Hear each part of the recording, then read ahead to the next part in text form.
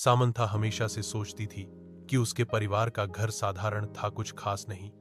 एक शांत पड़ोस में स्थित यह एक आरामदायक 2 मंजिला घर था, जिसमें एक सफेद बाड़ और एक अच्छी तरह से बनाए रखा बगीचा था।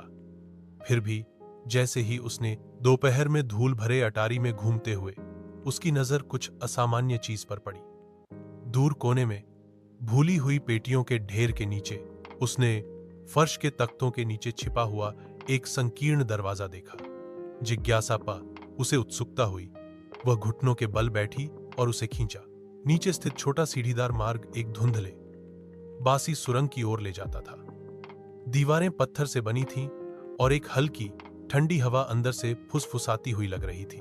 दिल धड़कते हुए सामंथा सावधानी से उतरी, उसकी टॉर्च अंधेरे को चीरती हुई। सुरंग उसकी उम्मीद से कहीं अधिक लंबी खिंची हुई थी।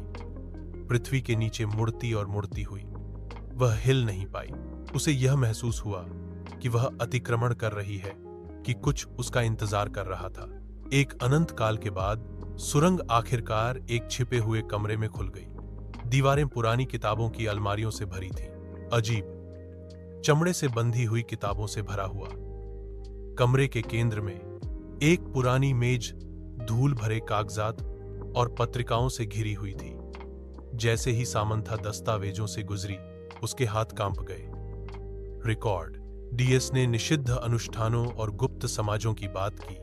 उसके परिवार का नाम बार बार उल्लेख किया गया। जितना अधिक उसने पढ़ा, उतना ही अधिक उसे एहसास हुआ कि उसके परिवार का इतिहास गहरे रहस्यों से जुड़ा हुआ था। रहस्य इसे दफन रहना था। उसने कुछ ऐसा उजागर किया था जो किसी को नहीं जानना चाहिए था, कुछ ऐसा जो पीढ़ियों से छिपा हुआ था। जैसे ही खोज का भार उस पर पड़ा, उसने सबसे हल्की सी आवाज सुनी। उसके पीछे से आवाज आई, एक फुसफुसाहट, धीमी और ठंडी। वह अकेली नहीं थी।